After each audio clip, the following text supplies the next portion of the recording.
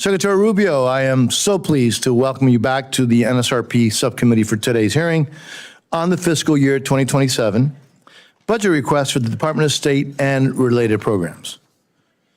Mr. Secretary, because of your extremely busy schedule, that's an understatement, which I would argue has led to an extraordinary record of success for the American foreign policy, we were unable to get your testimony on the budget request prior to the markup of our fiscal year 2027 bill. We hope the bill will soon be considered by the full House and then, as you know, negotiated with the Senate before becoming law. So there is still plenty to discuss today in our FY27 proposals, as well as how the department is implementing FY26 funding provided earlier this year. Now, despite being late in the budget season, I believe this hearing is well-timed. As you may have heard, I just returned from leading a CODEL to South America. I was reminded, once again, how much leadership matters. President Trump and your leadership, implemented by our embassies abroad, has really fundamentally changed the course of our foreign policy and history. And it couldn't have come at a more important time. Following 4 years of the previous administration's efforts to consistently reward our enemies and frustrate our allies. Likewise, we see the positive impacts of the leadership of key partners in our hemisphere, such as President Peña in Paraguay and President Milei in Argentina, who are standing firmly with the United States and our shared values. Despite tremendous pressure, and in doing so, advancing the national security and economic prosperity of our country as well as theirs. But while the anti-American, anti-freedom forces in our hemisphere are really being defeated at the ballot box, they're not giving up. On the contrary, they are aggressively trying to sow chaos, including through violence. All you have to do is look at what they are doing right now in Bolivia. The region also is confronting external malign influences, most notably the PRC, who are not happy about what you and President Trump are accomplishing in partnership with pro-American allies. They're ratcheting up the pressure and will continue to fight back in what is now really contested space that America has ignored way, way too long. The Trump administration is transforming the world in bold and durable ways. And as chairman of this subcommittee, I intend to provide the resources you need to ensure we can double down on our wins and continue to support freedom and security throughout the hemisphere and beyond. However, we don't need to increase top-line funding to do this. In fact, our FY27 bill, reduces spending by $2.7 billion from the enacted level. That is in addition to the $12 billion in responsible cuts to funding that this committee has delivered since 2023, because the greatest long-term threat to our country's stability and security is our debt. So with less funding, this bill does more. I want to repeat that. This bill does more for our national security. We provide an increase for embassy security to keep U.S. personnel safe. We increase foreign military financing and international narcotics control and law enforcement to ensure our partners and allies around the world have the best equipment and training to advance our shared security. I would note that your budget request in two of these areas, embassy security and counter narcotics and law enforcement, is greatly improved from the FY26 request by seeking levels that more accurately reflect the needs that we see today, especially to carry out President's national security strategy, the President's national security strategy. In the coming years, I look forward to examining more comprehensive budget requests that will support the ambitious and critical foreign policy goals of this historic president. Now, however, I think we both agree that it's not only just how much you spend, it's how the funding is actually spent. As you know well, Mr. Secretary, An America First policy requires careful strategic consideration of how to spend American tax dollars abroad. To that end, our bill maintains the requirement for you, Mr. Secretary, to consider, prior to providing funds, the voting practice of other countries at the United Nations. It also requires an assessment of cooperation on other issues of importance to the United States, such as migration issues, opposing foreign adversaries, and burden sharing, among others. These are all areas of focus where I believe the department has achieved notable success, and I look forward to discussing them further with you, Mr. Secretary. To support a policy of peace through strength, the committee recommendation for fiscal year 2027 once again supports allies and partners of the United States while countering adversaries and those countries and non-state actors that support our adversaries. Our bill includes steadfast support for our great ally, Israel, by providing $3.3 billion in foreign military financing, consistent with the U.S.-Israel Memorandum of Understanding, and it maintains critical support for Egypt and Jordan. With respect to confronting adversaries, the United States has been in nearly continuous conflict with the Islamic Republic of Iran since its founding in 1979. For almost 5 decades, Iranians have endured repression, violence, and torture at the hands of the evil Iranian regime, a regime that exports terrorism and brutally suppresses dissent at home and attacks the United States and our allies. Mr. Secretary, last week, Mr. Secretary, on Mike Codell, we visited the site of the AMIA bombing in Buenos Aires, where in 1994, Iran's just terrorist proxy Hezbollah attacked a Jewish center in Argentina, killing 85 people and injuring over 300. And in 1992, Hezbollah bombed the Israeli embassy in Argentina, killing 29 people and injuring more than 200. These are just 2 examples of how Iran and Hezbollah have been exporting deadly terrorism around the world for decades. We have a responsibility to do everything we can to stop these terrorist regimes before they claim more victims. Now, in my view, the coordinated military action by the United States and Israel against Iran's military capabilities, as well as its nuclear program, will help ensure the security of the United States and our allies and partners for years to come. So I'm sure members will have questions for you about these operations, including the status of efforts to help secure freedom of navigation in the Straits of Hormuz and the status of our embassy operations in the region. The committee also continues its long-standing focus on countering the challenge to the United States national security posed by the People's Republic of China and the Chinese Communist Party. This includes funding above the request for our Indo-Pacific strategy, including through fully funding the Countering PRC Influence Fund. This bill strongly supports allies and partners in the region, including Taiwan and the Philippines and Pacific Island countries. As I mentioned at the beginning, I am particularly proud of the fact that the United States has reprioritized the Western Hemisphere and put the Americas first, which has been a major foreign policy priority throughout our history.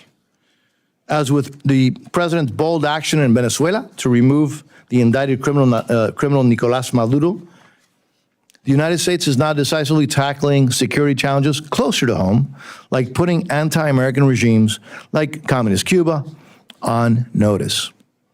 Threats to our national security should and will not be tolerated. The bill continues strong support for democracy programs for the people of Cuba, Venezuela, and Nicaragua, and calls on European partners seeking support for Ukraine to stand for freedom and democracy in the Western Hemisphere as well, especially in Cuba, Venezuela, and Nicaragua. One of the State Department's facilities in Argentina that we visited last week displays a plaque that reads the following. It says the following, quote, "Democracy is still the hope of the world." This is a sentiment that I think we should always remember. More broadly, the committee emphatically supports your efforts to strengthen United States economic ties with countries in our hemisphere. This includes combating the influence of the PRC, securing access to critical minerals, supporting the nearshoring of vulnerable supply chains, and identifying commercial opportunities, such as in countries transitioning away from authoritarian or communist political systems. All of these areas of emphasis align with administration priorities, and I look forward to working with you, Mr. Secretary, on the implementation. Mr. Secretary, we have endeavored in the committee to provide you with the resources and the flexibility that you need to implement the President's America First foreign policy. We appreciate your team working with us to implement committee directives from fiscal year 26. And I want you to know that we work very closely with you on your priorities as we advance this bill through the legislative process. Now, before I conclude, let me thank you for your service and your family, Mr. Secretary, and also reiterate how much we appreciate the service of the men and women of the Department of State. Let me now turn to the ranking member, by the way, another great Floridian, for her opening remarks. Ranking Member Frankel. Thank you, and welcome. Mr. Secretary, you know, it really is something that the three of us all served in the Florida legislature together a long time ago. And I also want to say, I want to just thank my chair, who we work very hard on bipartisanship, because one thing I do really believe is when we're talking about facing the world and the challenges, that we have to try to be on the same page. Now, we do have some differences of opinion, which I will talk about today. And I also want to say, Secretary, I saw you this morning, your testimony. This is a very rigorous day for you, and we see you all over the world. And I thank you for your service. I may not agree with everything you say or do, but I have a lot of respect for the time and commitment that you put into your job. On the budget, I'm not going to talk that much about the budget. I really, the comments I have are really going to be on what's going on in the State Department from our point of view, Democrats' point of view. We do have a couple of missing members I want people to know, because it's primary day in some of the states in this country, and so they're out actually in their reelection. It's not that they didn't want to see you. I just want to say on this budget, last year we worked out, I think, I didn't like the top lines. I think we could have had more money, but the fact is we did come up with a bipartisan agreement. This year, our budget passed here only on Republican support. For us, things were missing, like our paying our dues to the UN, family planning for the women of the world, human rights. We think we have to do a better job on that. And I hope as our budget goes through, we can get together on those points. But at the core of this hearing is about whether America leads or retreats, whether we prevent crises or wait for them to become catastrophes, and whether we preserve the diplomatic, development, and humanitarian tools that makes and will make America safer, stronger, and more prosperous. Mr. Secretary, when you started your tenure at the State Department, I was honored to attend your welcome. I will tell you that I thought you were there with me, right? Or I was there with you. We were together. We were together with a lot of other people. And I would just say this, your remarks were inspiring. And I left very, very hopeful about your commitment to democracy and American leadership. And then what happened? Doge came in with Elon Musk. I'm not going to go through the litany of names came in with what I think was an insidious sledgehammer. Because we have witnessed the devastating consequences of the devastation and dismantling of USAID, the terminating of critical health and development programs, and forcing thousands of experienced public servants out of government, and the consequences are not hypothetical. People are living in some of the world's most vulnerable countries, places facing poverty, conflict, hunger, and weak health systems that have long relied on American partnership and leadership. Places like Sudan, Haiti, Ethiopia are losing access to health care. Families are going hungry, humanitarian crises are deepening, and Americans' influence is shrinking as our adversaries are expanding theirs, AKA, of course, China. In just 1 year, Mr. Secretary, these cuts have contributed to more than 750,000 deaths worldwide, roughly 88 lives every hour. Malaria is surging. HIV treatment programs have been disrupted. Health centers have been closed. We hear reports from countries like Haiti, the Democratic Republic of Congo, Bangladesh, and Jordan, where cuts to family planning have forced more than 1,400 clinics to shut their doors, leaving an estimated 9 million women without care and contributing to increases in hemorrhage, infection, unsafe abortion, and preventable death. These are the mothers of the children, the spouses that we expect to be taking care of families. Experts warned us we're on track for millions more preventable deaths by 2030. And meanwhile, a dangerous Ebola outbreak in the Democratic Republic of the Congo is spreading rapidly, making it harder to contain by the administration's decision to cut funding to the World Health Organization, which has resulted in their staff cuts. And now, this is a good one, or a bad one. At the direction of the vaccine conspiracy theorists, also known as Robert F. Kennedy Jr., the Secretary of Health and Human Services, this administration is continuing to withhold funds from Gavi, the Vaccine Alliance.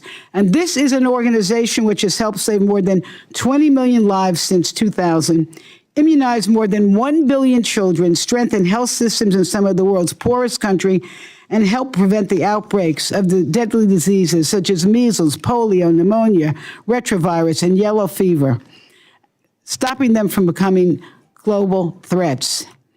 And now the administration has dramatically expanded the global gag rule, which was in many ways a killer to women, but now to conditioning vast swaths of non-military assistance on ideological requirements unrelated to the mission of foreign aid. And this will disproportionately affect the LGBT community. And we should not let ideology get in the way of protecting human rights. At the same time, an understaffed and weakened State Department is expected to absorb the full scope of America's diplomatic, development, and humanitarian responsibilities while operating under restrictive, politically driven directives that often bypass congressional intent. And boy, has that been happening. We were promised that the State Department's reorganization would empower regional bureaus and strengthen American leadership. We do not see that happening. We were told that congressional directed programs would continue.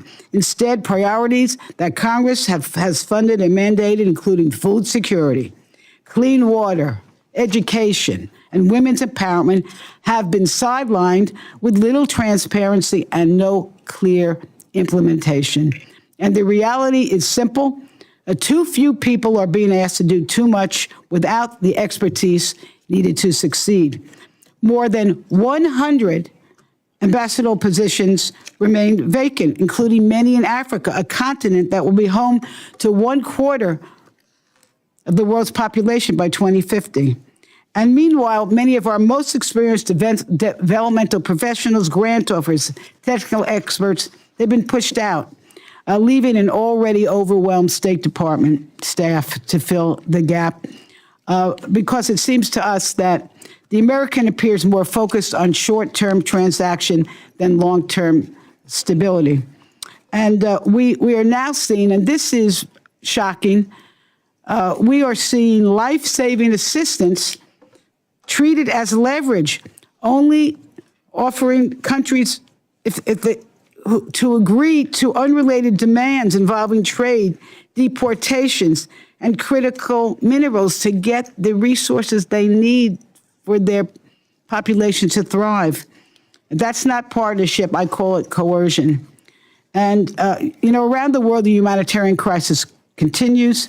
The war with Iran has now entered its 13th week. The Strait of Hormuz, I'm not telling you anything you don't know, remains largely closed, disrupting energy markets and the movement of fertilizer, not just oil, fertilizer, food, and humanitarian supplies. And these consequences are not only felt abroad, but also, of course, here at home, especially to our farmers. So in communities where America assistance was once promoted, where we promoted stability and opportunity, new research is already showing an increased instability and a conflict following the abrupt dismantling of USAID programs with no substitute. At the United Nations, the United States is increasingly absent from critical discussions on human rights, democracy, and women's empowerment. And even as we expect the international community to support our priorities, while we fail to meet our own commitments. That's getting back to our 2027 budget. We need to pay our dues. The result is clear.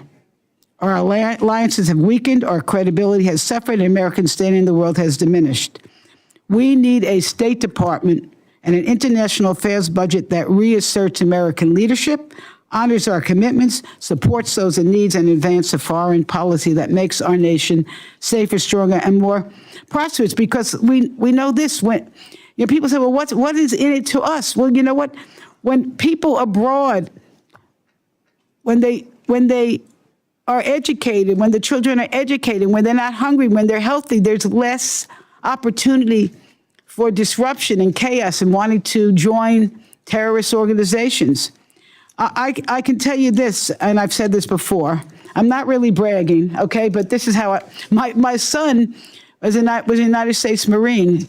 He's back home, thank goodness. But he served in Iraq and Afghanistan. He would be the first one to tell you, and I'll be the first one to tell you, that most Americans would rather prevent war than send our sons and daughters to fight them. And that's why soft power matters. That's why what we're doing in this budget matters. That's why Mr. Rubio, what you're doing at the State Department should matter. Diplomacy prevents conflicts before they erupt. Diplomacy, not bombs and bullets. Diplomacy. A global health program stop outbreaks before they reach our shores. Development reduces the desperation that fuels extremism. And strong alliances ensure that we do not face threats alone. That's how America leads. That's how America stays safe. And unfortunately, it seems to me, it's my opinion and some others, the administration has abandoned that proven strategy. And Mr. Secretary, really, and I say this in good spirit because in the end, I hope we can come together on our budget. And I hope you'll share today with this committee how the United States intends to meet today's global challenges without sacrificing the diplomatic, development, and humanitarian tools that have long advanced our interests. And we'll look forward to your testimony and to the questions of my colleagues. And with that, Mr. Chair, I yield back. I thank the ranking member. And by the way, having a member of the U.S. military in your family is a very good reason to brag. All right. Absolutely. Okay. So we'll now yield to the ranking member of the Appropriations Committee, Ms. DeLaura, for her opening statements. You're recognized, ma'am. Thank you very much, Mr. Chairman, and thank you, Ranking Member Frankel, for the recognition. And I want to just say welcome, Mr. Secretary, and look forward to your testimony and questions. There is an old saying, often attributed to Benjamin Franklin, that by failing to prepare, one is preparing for failure. That is a fitting description for this administration's foreign policy. To start, the Trump administration has hollowed out much of the American diplomatic corps. There are 195 ambassadorships in the United States Foreign Service. As of May 19th, 109 of those positions were vacant. We do not have ambassadors to either Ukraine or Russia, and the president has been unable to mediate an end to the war there, despite his campaign promise to do so within the first 24 hours of his term. Conflict in the Middle East continues to escalate, with ceasefires all but abandoned. Prime Minister Netanyahu has announced he intends to deploy Israeli forces to occupy 70% of the Gaza Strip, while continuing strikes in Lebanon. Settler violence in the West Bank is becoming more aggressive by the day, and the president appears to have completely given up on peace talks to end the war he started with Iran, resuming military strikes over the weekend. The rationale for the war shifts whenever the president speaks. At first, it was to topple the regime and free the Iranian people. Then it was to cripple their military capacity. Then it was to preempt a response to an attack that Israel was poised to carry out. Then it was to reopen the Strait of Hormuz, which was open before President Trump started the war. The most recent justification is to prevent Iran from developing a nuclear weapon, a goal they are now pursuing diplomatically after failing militarily. The Iranian regime is still in place. The Iranian people are not free. The Iranian military remains strong enough to control the Strait of Hormuz. I often wonder whether or not anyone suggested that that was something that Iran might do in this context. The Defense Department estimates that we have spent some $30 billion on this war, although the true cost is likely much, much higher. And what do we have to show for it? We find ourselves in the absurd position of having begun a war to pursue a goal that the Obama administration had already achieved more than 10 years ago, but that the Trump administration reversed. The Joint Comprehensive Plan of Action, or the JCPOA, was painstakingly negotiated over the course of 20 months by diplomatic experts in close coordination with our partners and our allies. It prevented Iran from enhancing uranium to the grade necessary to produce a nuclear weapon. It allowed for independent inspectors from the International Atomic Energy Agency, an organization to which we currently do not have an ambassador, by the way, to verify Iranian compliance, which they did. By contrast, the current talks are happening in a much more tense environment, with pressure that's coming from conflict, ongoing conflicts, and U.S. leveraging tactics.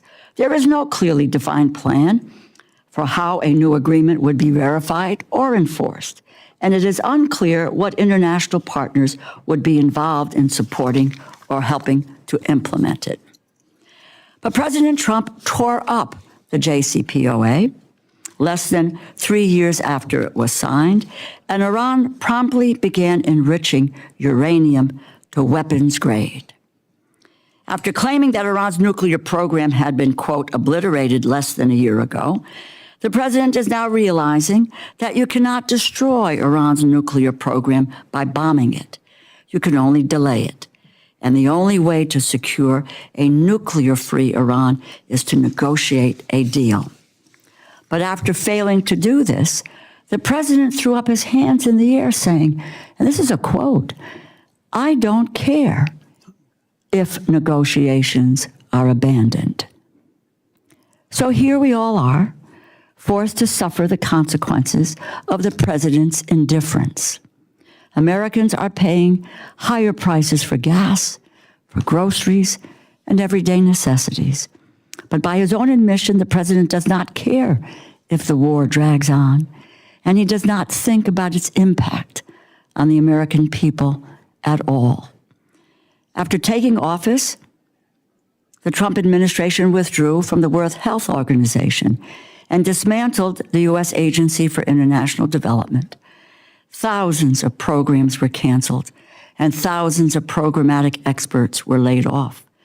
Subsequently, health clinics were shuttered, disease surveillance systems were greatly weakened, all while our global health efforts were withheld and exploited as leverage to extract concessions from partner nations who depend on them, holding them hostage for the health necessities that they needed until they might have agreed to a trade agreement. Now we are faced with a significant infectious disease outbreak in Central Asia, in Central Africa, a species of Ebola for which there is no authorized vaccine or treatment is rapidly expanding and is expected to take months to address. It is primarily concentrated in the Democratic Republic of Congo, where we do not have an ambassador. Ebola does not wait for bureaucratic reorganizations. It spreads when surveillance systems are weakened, health workers are laid off, clinics lack protective equipment, and communities lose the trusted partners who help detect and contain outbreaks before they become public health emergencies.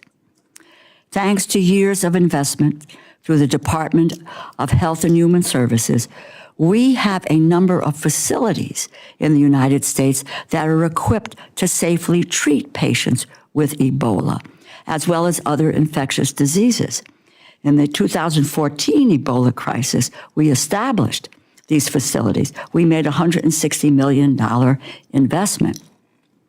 But this administration is blocking those specialized facilities from receiving Americans who are infected. We have asked numerous U.S. government employees and partners to put themselves in harm's way to help us keep safe. And how does the Trump administration repay them? By slamming the door in their face. The United States spent years building the relationships, supply chains, laboratories, and community health networks that help stop deadly diseases at their source. The Trump administration tore apart that capacity and now wants to pretend the consequences were unforeseeable. They were not. They prepared for failure, and now it is here. Congress and the American people deserve answers. Secretary Rubio, thank you for taking the time to appear before this committee today. We look forward to hearing your testimony and getting some answers to our questions. I thank you, and I yield back. I thank the ranking member. Secretary Rubio, your full written statement will be placed in the record. As you know, please feel free to summarize your testimony. And again, thank you for being here. You're not recognized, sir. Thank you. Thanks for having me here today. I think I'm going to skip the long opening. You have it in writing. I'll just do a couple brief points. Rather spend the time on your questions. It'll probably be a better use of our time. Just suffice it to say what I told you a year ago and getting back to that point now. A couple things. In terms of U.S. foreign policy. Stop supporting Israel! Stop supporting Israel! Israel committed a genocide in Palestine. It's still ongoing. And now they're committing another genocide in Lebanon. And what are you doing? You're serving Israel! Stop serving Israel! Stop serving Israel! All right. The core of our, is that, can continue now? All right. Mr. So Secretary. the core of our foreign policy must always be the national interest of the United States. That is basically defining what that national interest is and then operationalizing it in such a way that our foreign policy reflects it. This is across the board in the work of diplomacy and the place in which and that requires prioritization, by the way. It requires us to prioritize some parts of the world over other parts of the world, some issues over other issues. That's just the reality of limited resources, and every country in the world has limited resources, including the United States, despite our vast resources. The second is in terms of how we procure aid and how we provide aid. We are still the world's largest aid provider, and I mean by far, like there isn't a close second. But we don't want aid to solely be judged by how much you spend. We want it to be judged by what its results are. And I think we can talk about it today, but there are a couple points that I would raise that I think are very promising. The first is we've now entered in the global health strategy over 32 health compacts with countries around the world. And these health compacts basically are, the countries that are signing them love it, not just because they're getting the resources, but because we're investing in their domestic resources. In essence, we are trying to lay the groundwork in many of these countries where one day they will no longer need foreign aid because they will be able to sustain it. We're helping build the internal infrastructure other than, as opposed to relying on extensive NGOs and things of this nature in the long term. We want them to build their own domestic capacity. We'll help them, and they're very happy because it also gives them sovereignty over the way some of their aid is being dispersed in those countries. Likewise with humanitarian assistance, one of the great success stories of the last year is we are able, in a time of disaster, to respond faster than we were responding under previous administrations and organizations, and with much more effectively. Jamaica is a great example. They had a hurricane in the Caribbean. Jamaica was heavily impacted. We were able to respond very quickly and very effectively. The same has been the case in a couple of typhoons, and we're doing it now with Ebola, where we were able to program upwards of over $200 million very quickly in responding to it, down to the point of being able to, even through diplomatic means, establish a facility in Kenya for any Americans that are infected as an observation post for Americans. If someone's infected with Ebola, they will be transferred to a facility that could care for them. If they're not infected after the observation period, they'll be able to return to the United States or wherever it is they're traveling to. But we've also provided assistance to the individual partners that we have at the UN and in other places in providing aid immediately. So I would say that today, foreign aid has become more nimble, more responsive. It's operating faster because of some of the flexibility that you've given us to respond, but also more creative. And that's particularly true in the global health strategy. We can talk more in depth later on about some of the arrangements that we've made with international organizations. As an example, the Global Fund, and our ability to meet our commitments to them. We've worked very closely with them. They're very, very happy with the way we've outlined our contributions to the Global Fund. I think there was a statement today from the UN and OCHA on the work that we've done with them and the ability to provide them the funds and resources necessary to carry out their mission. So I would just say that I feel like, while it is still ongoing and there's only always a process, I feel like we have made dramatic improvements in the way American foreign assistance is delivered across the world, but we're able to do it now, not just in a targeted way, but in a more effective way, in which it's not simply being judged by how much money you're spending. It's being judged by what results are you getting from it. And there'll be more to talk about in the field of PEPFAR and otherwise if you want to ask about those. I'll find a way to work it in, but I don't want to take any more time. I want to get to your questions, so thanks for having me. Well, thank you, Mr. Secretary. And for the members, I'll call on members based on seniority of those present when the hearing was called to order, and as always, going alternating between each side. Each member will have 5 minutes for questions and responses. I anticipate that we'll have enough time for 2 rounds. So let me begin, Mr. Secretary. Mr. Secretary, if a country is a U.S. designated state sponsor of terrorism and ordered its Air Force to shoot down unarmed U.S. civilian aircraft in international waters and kidnapped and held hostage a U.S. humanitarian aid worker and harbored terrorists and fugitives from U.S. justice and closely is allies with another state sponsor of terrorism, which is Iran, and provided intelligence and security support to the narco-trafficking, anti-American Maduro regime in Venezuela, and was found smuggling hundreds of tons of weapons material to North Korea, and repeatedly welcomes Russian spy and warships, and encourages thousands of their nationals to deploy to Russia to fight on Russia's side in Ukraine, and is currently giving China access to spy facilities with signal intelligence capabilities, and furthermore orchestrates an extensive espionage network against the United States, and has over 300 military drones within reach of U.S. territory, including U.S. military installations and nuclear facilities.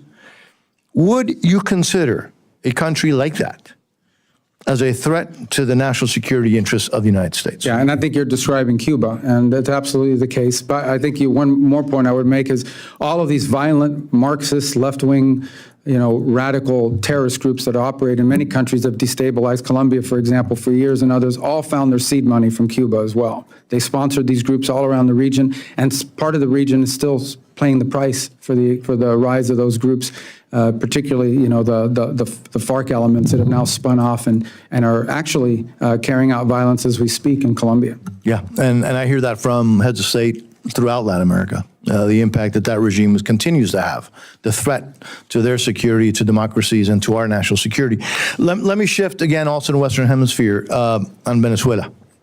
We know what happened. And this fugitive of U.S. law is now in here in U.S. custody, and that we thank the Secretary, you and the Secretary of War, and in particular the President for his leadership on that. You have laid out what I believe is a clear three-phase plan for Venezuela: stability first, and then recovery, and then transition. Where are we in that process, and are we still on track? Yeah, first, I think it's important to remind, I think tomorrow will mark the 5-month. I know it feels like it was 5 years ago, 3 years ago, 7 years ago, 5 months ago. That's how long we've been into this process. So let me say, Venezuela is not today where we hope it will be for the peoples of Venezuela's sake, but it is on a trajectory that I think is a very positive one if it continues, and it has to continue. As you said, our first priority was stabilization. We did not want to see mass migration. We did not want to see a civil war. We did not want to see societal breakdown, and that required working to the extent possible and wise with existing institutions, not to preserve them or to perpetuate them, but to ensure that we didn't have systemic breakdown. The second is recovery, which is the phase I would argue we are primarily in right now, and that is the ability to recover their economic vibrancy, to allow small businesses to develop and the like. And part of that is ensuring that the wealth of that country, which is primarily through mineral resources and energy resources, are going to help the people of Venezuela directly. And that's what you see through the Treasury blocked account, is that the money that they're generating from these oil sales is being driven to pay for things like salaries and to buy medical equipment and things that are beneficial to the people, not being pilfered and used as side hustles to help, cronies. Obviously, more work remains to be done. Ultimately, and other things that need to happen, ultimately, the answer in Venezuela is a free and fair democratic election, because it's not just the right thing, it also is necessary in order for them to be able to attract the kind of investment that they want. In order for it to be a long-term and investable place that can attract the kind of capital and interest and normalize the way their economy works, they will need to have a government that is legitimately in place through elections. But you have to create the conditions for that. Those conditions include free and open media. We've seen independent journalism operating again in Venezuela. That's been a positive. You need to give space and time for political parties to organize and prepare them, position themselves to participate in those elections. You need a new electoral council. Because they're the ones that are going to be counting the votes and ensuring that the vote is legitimate. All that work is ongoing. There are multiple areas of cooperation with the interim authority, some of which are not publicly discussed in the proper setting we could, that have been very positive. And I also think, talking about diplomacy, we now have an embassy open there with Americans on the ground every single day, interacting with the business community, with American businesses that are interested in coming in, with members of the interim government, and also members of the opposition. So I think we're making good progress. We're not where we need to be, but we're only 5 months in, and I think it's important to remember that, because this will take some time. We're dealing with 16, 18 years of a system, and reversing that responsibly will take some time, but we're moving in that direction, I think, in a good pace. Thank you, Mr. Secretary. The Ranking Member, Louis Frankel. You're recognized. First, just very quickly, Iran's proxies have been the cause of so much human suffering, not just in Israel, but around the world. Of course, Hamas was responsible for the attack on Israel. We see Hezbollah shooting rockets into Israel, but other parts of the world. Question is, are billions of dollars or any funding going to go back to Iran so that they can resume to fund their proxies as a result of the deal that you are talking about? Well, first of all, the deal that we are talking about, or the deal that you've seen reported in the media, is a dynamic situation, because the first thing, sort of what needs to happen at the front end is they want us to lift our blockade so they can get their ships to market. That isn't going to happen unless they open the straits. So that's the first thing. The second thing that has to happen related to the first is they have to agree to enter into negotiations that are on very specific topics, which they have not been willing to do in the past. Number one, they have to agree to negotiate on the issue of no enrichment. Number two is they have to be willing to agree to dispose of. I don't mean to. I know, but it's going to get to your point. I promise. Please. Okay. The second thing is that they have to agree on the issue of the highly enriched uranium. Now, what you're asking about is, what about sanctions relief or frozen funds and assets? So let's begin by saying that this regime, as you have rightfully pointed out, even despite sanctions, even despite all the pressure, have found a way to funnel money and resources to these proxy groups. What's being discussed is what do they get in exchange? What nuclear sanctions that have been on them do they get in exchange for compliance for the reason, if they comply with the reasons why those sanctions were put in the first place? All of that will be condition-based, meaning no, there's not going to be some sort of advanced signing bonus or good faith front. I mean, really, my question is the administration contemplating returning money to Iran so that they can continue to fund these proxies, all that are hurting millions of people? Yeah, well, if the money is going to fund the proxies, then it won't be returned to them, obviously. I think the question you're really asking is what concessions are you willing to make in a negotiation? There are specific sanctions. Some of them are congressional, some of them are UN, and some of them are from the executive branch. But there are specific sanctions that are in place related directly to their nuclear program. All right, well, let me just... That's why they were put in place in the first place. We're taking back my time. I would just say this. I would urge this administration not to give money to Iran to continue the work of their proxies. But let me move right on, because I want to talk to you about what's actually happening at the State Department. USAID was dismantled. They did so much of the development work, humanitarian work around this world.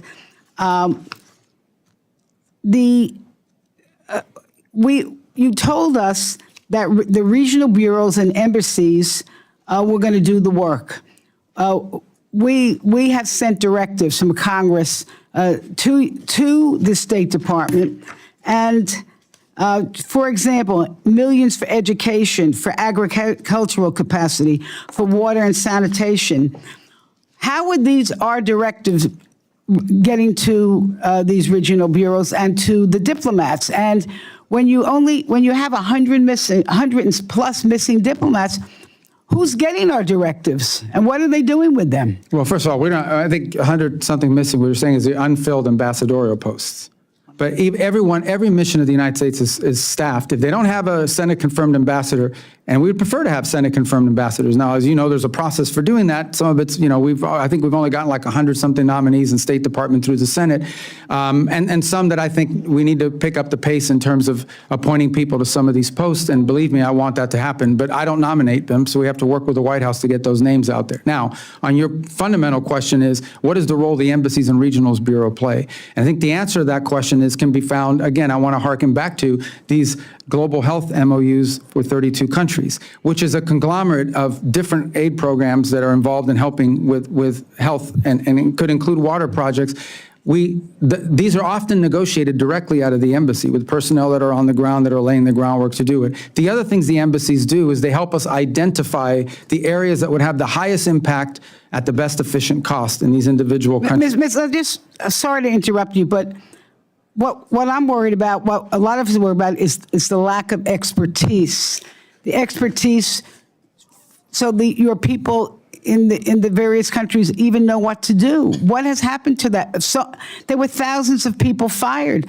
I mean, how do we know that in each of these countries you have someone there who knows how to fix a water system? Or well, first of all, I think that we would ideally do in every one of these cases that we would be partnering with the local government, with the domestic government, with our host nation, to ensure that we're relying on building their capacity to do this work. And our job, and it depends on the country, and that's the unique part of the way I approach this. You could do a bucket and you can say, this is money for X, and it has to work exactly the same all over the world, or you could do it the way we're doing, which is understanding that a health MOU with one country maybe look very different than what a health MOU looks like in another country. And then we would have to hire or add, depending on the contract, whether it's an international partner or others, if necessary, the expertise for implementation.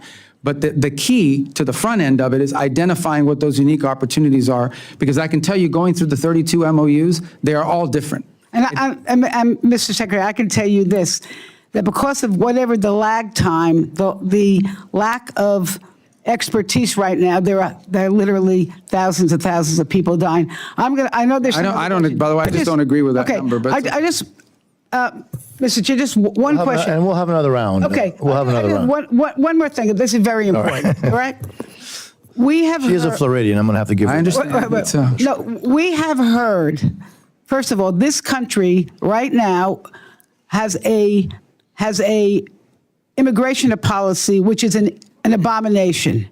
We're taking innocent people who have committed no crimes off the street, and we are sending them to countries, some of them that they have no connection to, and we are hearing that the State Department is out there making deals with foreign countries and saying, if you want to get development funds or health care or humanitarian funds, you must take X amount of deportees. And Mr. Secretary, you're going to have to answer that relatively quickly because we're way past time. I don't know where you've heard that from. We have certainly negotiated third country agreements with multiple countries around the world, but none of them are under threat. In some cases, for example, they have said, well, we'll do this for you but we have some costs associated with assuming this responsibility, and we provided them funds to deal with that. But I can't recall of a single instance, I don't know who's reporting this to you, where we're basically threatening a country that we're going to never deal with them again if they don't help us. But obviously, we are friendly and help, but this is the way diplomacy should work. Honestly, let's be frank. We are going to reward those that are good to the United States. We're not going to be as friendly to places that are not furthering our national interests. For a long time, this has been going on. There are countries around the world we were spending millions and millions of dollars, and they vote with us against us 99% of the time at the UN, and all the commercial contracts are with China. But yet we're funding their entire healthcare system. Look, I think that's a legitimate thing to say, hold on a second, does this make sense? All right, let's move on, and we've given the ranking member, because she is the ranking member, and she's my friend and partner, way over time. And thank you, Mr. Secretary, for indulgence. Speaking of now, the Vice Chairman of the subcommittee is recognized. Mr. Edwards.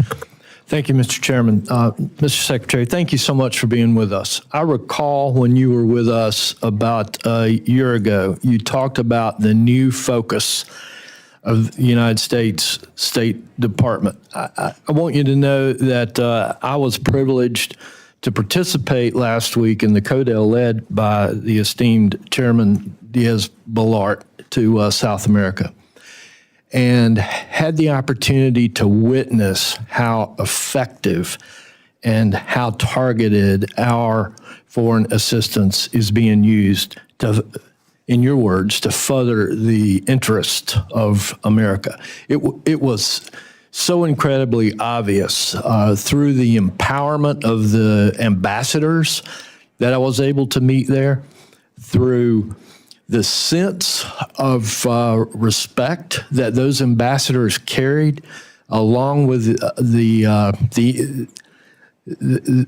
not only the empowerment that they had, but the sense of respect that they had from the people in those countries, almost to the same level as their very own heads of state. And it was so heartening to see your words put into action in those countries. It's truly working. We saw evidence that narco-terrorism is being eliminated. We're saving lives here in America because of that. It was obvious that the influence of China is being diminished, and that the United States is being so much more recognized as not only a military and economic strength, but as that soft power that I continue to hear members here on this panel speak of. And so I just commend you and the administration for the work that you're doing. I got to witness it firsthand, and I appreciate the chairman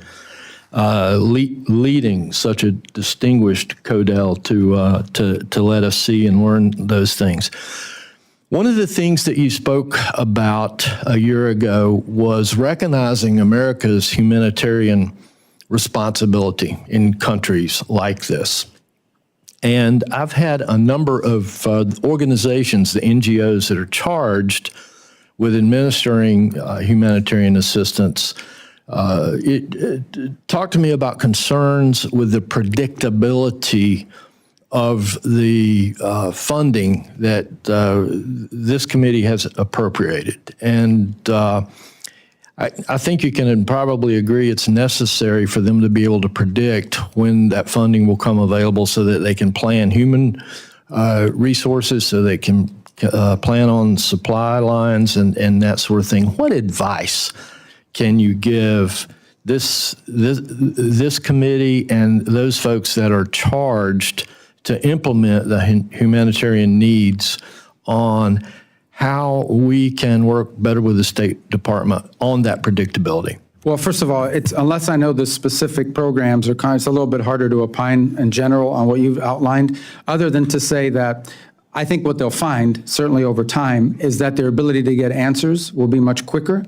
Now, we still have an obligation and a due diligence requirement in any contract we award, any grant, any monies we obligate. We have to make sure the money's being spent on what it's supposed to be spent on. We have to make sure that it's being dispersed at an appropriate rate and that we're getting a result for it. So I think what they'll find over time is that the system that is managing this for them now will be a lot less Byzantine, a lot less bureaucratic. They may not always get the answer they want on some of these programs, but they will get their answer faster. Our ability to deploy and to partner with an NGO and in case of a humanitarian crisis is an example right now with Ebola.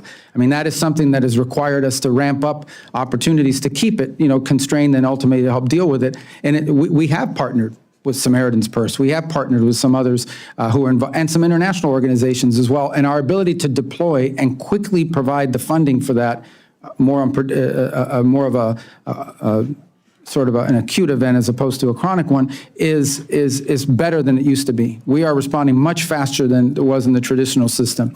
And the more legacy projects, I think what they'll find over time is once this becomes systemized year and year, they'll become more familiar with our systems, and they'll find that certainty that they need in terms of planning and so forth. But I would just say we'll continue to communicate with your offices on specific programs as we've done throughout the year when people raise one with me and say, this specific contractor, oftentimes what you'll find is because the system is new, they still haven't figured out how to work through it. Once we can resolve that, it becomes more systemized for both sides. Thank you, and I look forward to working with your department in order to do that. Great, thank you. Thank you. Just a note that on this side, we've been on time, but I'm not complaining. The ranking member of the full committee, it's a privilege to recognize you. Thanks for not complaining, Mr. Chair. Mr. Secretary, nearly 60% of Americans disapprove of President Trump's illegal war of choice with Iran. The war has led to skyrocketing fuel costs for Americans, needless deaths of American service members, while failing to achieve any of the stated aims of the war. In the meantime, it seems that the Trump administration seems to have forgotten all about the crisis in Gaza. Nearly 8 months after it was signed, the administration's 20-point peace plan stands largely unfulfilled. I have it right here. It looks like there are 4 and 5 have been accomplished, and the rest have not been accomplished here. Most Palestinians in Gaza are sheltering in overcrowded tents. Pests and rodents spreading disease. Health services remain limited. Israeli military strikes have escalated despite the ceasefire, pushing the total death toll to nearly 73,000. Late last week, Prime Minister Netanyahu ordered the IDF to seize 70% of Gaza in complete violation of the ceasefire agreement. So, Secretary, the State Department must take the lead for the U.S. implementing the President's 20-point plan. What is the status of implementation? What progress should we expect to see in the next few weeks? What is your response to Prime Minister Netanyahu's directive? You talking on Gaza? Yes. Yes, okay. So, well, because you started out talking about Iran. So let me just, first let me just say I disagree I with... said in the meantime, the Trump administration seems to have forgotten about the crisis in Gaza. No one's forgotten about it. I think luckily there's not active combat operations happening of the kind that we saw a few months ago, but it's still a challenge that we're going to work through. I just wanted to correct the record for a second. You said we had not achieved our stated aim, and I know you went through it in your opening statement. No, if you don't mind, I have a limited time for questioning, Mr. Secretary. No, but you gave a long introduction, and then can I answer some of these things? No, well, I want to get to Gaza. I want to get to the 20-point plan, which is what my question is about implementing the 20-point plan. What is the status of implementation? What progress do we see in the next few weeks?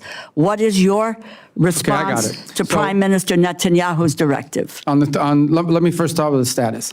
We are now at a phase where we should be having or want to have an international stabilization force that goes in and provides the security. This requires the demilitarization of Hamas. which right now they have not been willing to meet the conditions necessary. By the way, it's not just the United States that's complaining about it. Many of our partners in the region are pressuring Hamas to enter the demilitarization phase. So there will be no progress with the 20-point plan unless there is a demilitarized Hamas. Well, there are other elements of the 20-point plan that are ongoing. As an example, the plan for reconstruction and economic development and the donors that are coming forward to fund it, that continues to move forward and develop. It's just you can't implement it. No one's going to invest money in Hamas, in Gaza, until Hamas is demilitarized, because they know there's going to be another war. These 20 points were to be moving, I would think, and moving along with various phases of implementation as we go along here. In terms of also humanitarian aid, it is all laid out, but as I said, there are only two that have been apparently implemented. No. That is with 72 hours of the hostages will be released. So Netanyahu's directive, IDF sees 70% of Gaza. Just your view, because I need to move on. Yeah, our view of it is, I think those comments he made last week in an appearance that he did somewhere, we have a plan, it doesn't call for that. And at the end of the day, we understand that what we want, and I think what the Israelis would ultimately want, is a Gaza that is governed by a non-Hamas. So you have no opinion on the IDF seizing 70%? Well, he made that statement, but that's not part of this plan. This plan doesn't call for that. What this plan calls for, and it's what we're committed to carrying out, is that But there has been no implementation of the plan. Well, that the people of Gaza are governed by a technocratic Palestinian government, a Palestinian... Please, Mr. Secretary. No, but you're asking me questions. You're not letting me answer. Yes, you are answering them. No, you're not answering them because you don't have answers. But you don't let me finish. Let me just say this. And first of all, you talked earlier in your comments about humanitarian assistance and how quickly it's going out. Quite frankly, that hasn't really happened in Gaza. Commercial, not just commercial, humanitarian aid going in. Let me just talk about the humanitarian assistance. That's a false statement. I have to correct you on that. It is not a false statement. We spent hundreds of millions of dollars in humanitarian aid in Gaza already. And that includes through the World Food Program and other organizations. You know, I've talked to Cindy McCain at World Food about the situation, the humanitarian crisis in Gaza. So have I. And the food and Talked to her all the hunger, time. and it's In fact, I not met with her a there. month ago, and she It's would not disagree there. with you. Let me just continue on. Humanitarian situation in Gaza worsens.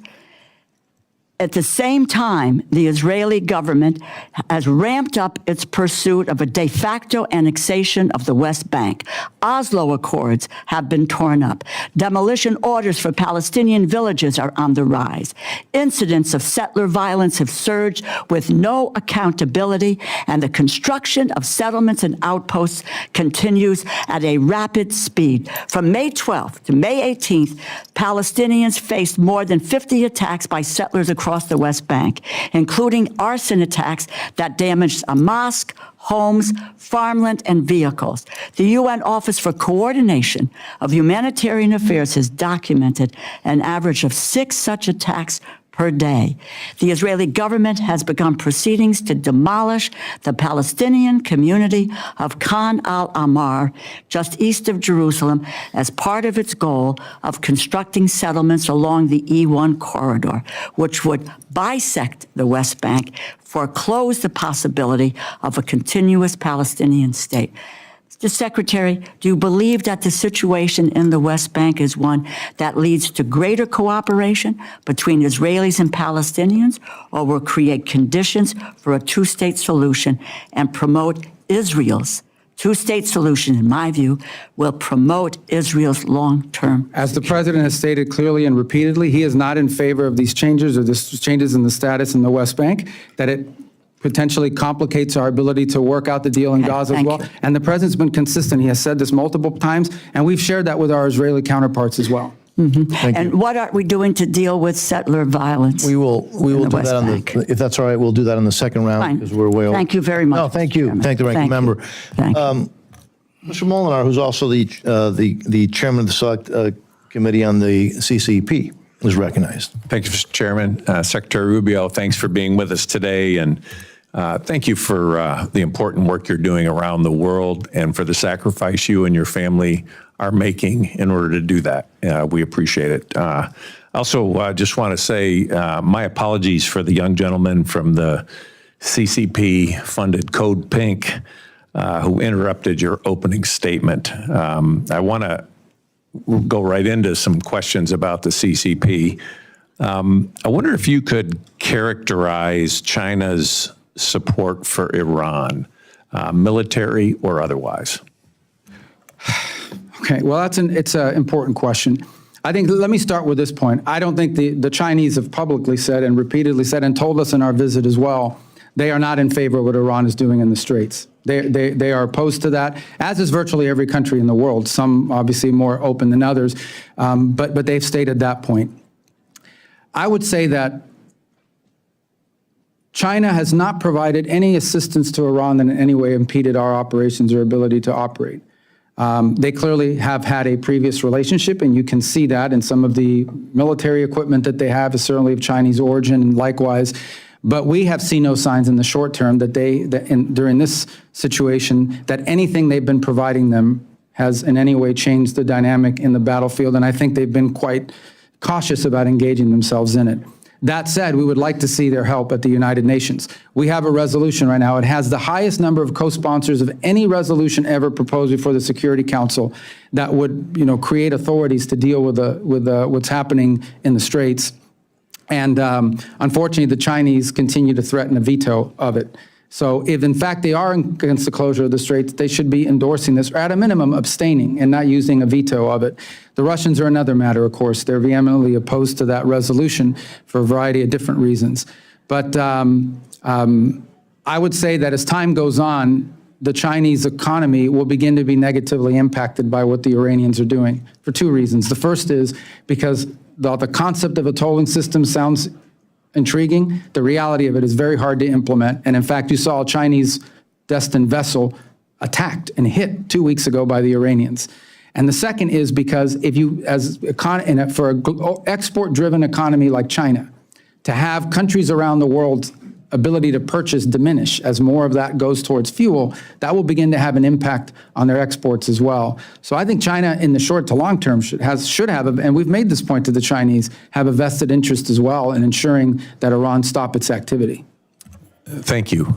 There was a media report recently that Iran may have used a Chinese missile to shoot down a U.S. fighter jet. Are you familiar with that report? I've seen that report. I can't comment on the specific technology that they use. Suffice it to say, look, they do own Chinese systems. They own some Russian systems, and they've developed some native systems, especially in the drone technology. But I don't know specifically of that. I mean, I'd have to refer you to the Department of War. I would hate to comment on something and give you a misleading answer. Thank you.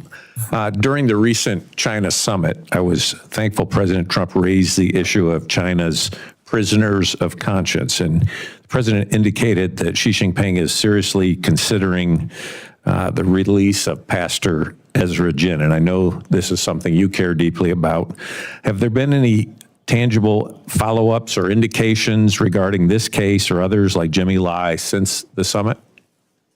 Well, first of all, on Jimmy Lai, the president's raised it twice. He raised it once when we met in South Korea, late last year, October, whenever that was, raised it again during this visit. Pastor Jin is obviously a more recent case, and it was also raised in the meeting. And I don't want to do anything to jeopardize his status or what's working, other than to say that, I'm cautiously optimistic that we could potentially find a positive resolution to his case. And those talks and that communication is ongoing. But sometimes with these things, they work better when they just happen. And so I don't want to say anything publicly that could undermine or harm that effort in any way, but be clear that we have raised that, and it is a priority for us. Thank you. As you know, in Michigan, we're proud to have a large Chaldean community, many of whom are still having deep family and religious ties to Iraq. Iraq's Christian communities, particularly Chaldean Christians, have faced years of displacement, economic hardship, security threats in the Nineveh Plain and surrounding areas. How is the administration supporting religious minorities, including Iraq's Chaldean community? Well, as you know, they're just recently forming a new government with a new prime minister. And so I think the fundamental challenge in Iraq has been and continues to be what level of influence do the Iranian-backed Shia militias have inside the country over the government. And in fact, we faced that that situation very dramatically during Epic Fury, when in fact there were launches occurring against our facilities, both in Baghdad and in Erbil. So it would be raised within the context of our relationship with the new prime minister. We want to give him a chance to be successful, but we also want to give him a chance to be responsive to the issues that we've raised, including the issues just outlined about, unfortunately, a much smaller Christian community than it was there 25, 30, 40 years ago, but still nonetheless facing very difficult circumstances. Obviously, we also want to see a government that's less under the domain or control of these Iranian-backed militias who still remain very powerful in the country. So those have been the leading features, but we're going to give this new prime minister a chance. We're willing to do things that are helpful to him, but obviously we have things that we're concerned about, primarily the Iranian Shia militias and the influence they have and the danger they pose to the region and to the country. But related to that is the issue you raised, and that is these minority communities inside of Iraq who have faced oppression now for the better part of 20 years and have seen their numbers in areas diminish as more and more people have left the region. But it is a priority, and we do raise it because we think it's important for a sort of a diverse nation like Iraq, for every segment of society to have not just representation, but to feel safe and respected inside the country. It is a feature of our talks with them. Thank you. Thank you, Mr. Chairman. Thank you. Ms. Meng, you're recognized. Thank you, Mr. Secretary, for being here. As the daughter of immigrants, I'm so proud to represent Queens, New York, the world's borough, and a strong community of immigrants and refugees, including a large Afghan community. Even though we promised them safety in exchange for risking their lives for our country, thousands of our vetted Afghan allies remain stranded abroad, including relatives of some of my constituents. Last month, this administration reportedly decided to close Camp Asaliya and force 1,100 Afghans there to choose between going to the Democratic Republic of the Congo, where they have no ties and which is facing an Ebola crisis, and Afghanistan, which would be a death sentence. What is the plan to help our vetted Afghan allies who were promised safety in the U.S.? Yeah, well, the plan is, and we're working on this very actively, and is to have more than just those two alternatives. And obviously, the Afghan alternative is not one that's realistic for most of them. And so we're engaging every single day, and we think we have a number of other countries that are willing to. Now, the question is not countries willing to assume. The question is how many. We have about 1,000-something people there, and we have to move them. And so I don't think there's one country that's going to take all 1,000. But it has to be countries that, A, are willing to assume some of this responsibility in numbers that are manageable to them, but also places that give more options to these individuals that they would be comfortable going to. So we are very actively engaged in this. As you know, we have a lot of Capitol Hill engagement on this issue from both sides of the aisle. It's a priority for a lot of people. And we don't want to see a situation where any of them are being forced back into Afghanistan, because that's just clearly not an option for some of them. The case of relatives of American citizens, I think is a separate case in the sense that they have ties to the United States. And so that process, the processing is still ongoing in terms of the applications, the background checks, and the vetting and so forth. We're obviously operating right now under a directive that prohibits the entry of Afghans into the United States, but that could change at some point, and that we'll be able to facilitate some of those. But that issue right now is we're just trying to find more countries that will step forward and being able to assume. In some cases, it might be 200. In some cases, they might be able to take 150, 300, but give them some options other than just those two that you've just outlined. Can you rule out third country options, especially DRC? You mentioned earlier that the State Department won't deport people to conflict zones. Can you rule that out going forward? You mean rule out the DRC? Yes. Well, ultimately, these people would have to agree that they're going to go to DRC as well, because that's what we want to do, is give them 7 or 8 options rather than 1 or 2. And I imagine if we can find more options for them, and there are some countries, look, I think the problem is not that I'm trying to, we could probably talk to your staff about it. A lot of these countries are in nascent talks with us about their willingness to assume some of these people, but they don't want me announcing it at a hearing, because then they have newspaper and media going crazy in their country about what does this all mean. But I can tell you that I know of at least 5 other countries that we have spoken to that seem at least open to the idea of assuming some number of these refugees. We'd like to get these people more than just 5 options, maybe 5 or 6 or 7. Are they conflict zones? Can we rule out deporting people to conflict zones? Well, I don't remember all 5 or 6 of them, but I don't think that any of them would be conflict zones, is my recollection. Thank you. At the same time, we are stranding our Afghan allies. We are rolling out the red carpet for white Afrikaners from South Africa, even though we've completely stopped resettlement of other vetted refugees.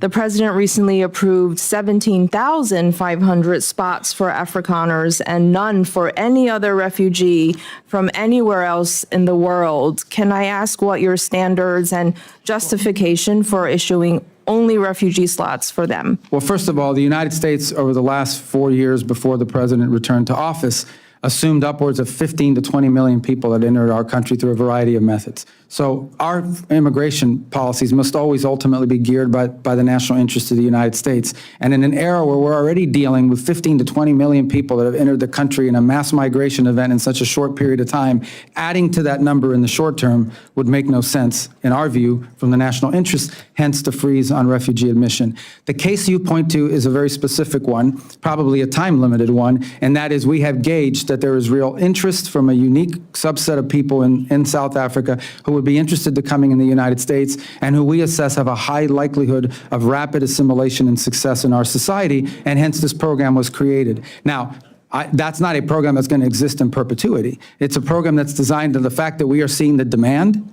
We are seeing applications from South Africa of people willing to enter the United States, and we think this is a group of potential refugees. So our Afghan allies are refugees. They have been vetted, 1,100 versus this new 17,000. But it's more than just vetting. We're also trying to determine, again, this is the immigration policy of the United States, like everything we do, has to be geared by the national interest. And it is in our national interest, if we are allowing people to enter our country, be people that can quickly assimilate into society and be successful. Why can't they assimilate into society? A background check I've is been not to the same their as centers in my district in Queens. Well, They have assimilated and contribute and pay taxes. Yeah, but we've already assumed a lot of Afghan refugees. As you said, you have them in your district. We've already assumed a large number in the past.